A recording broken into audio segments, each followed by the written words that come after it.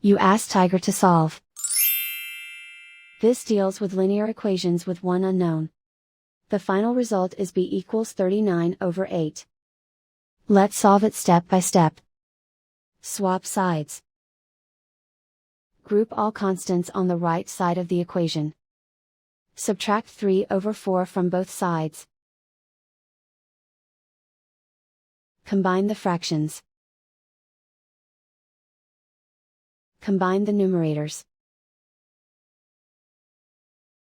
Reduce the zero numerator. Simplify the arithmetic. Find the lowest common denominator. Multiply the denominators.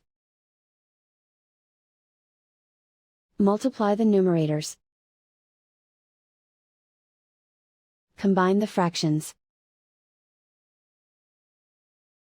Combine the numerators. Isolate the b. Multiply both sides by inverse fraction 3/-1. Group like terms. Multiply the coefficients. Simplify the arithmetic.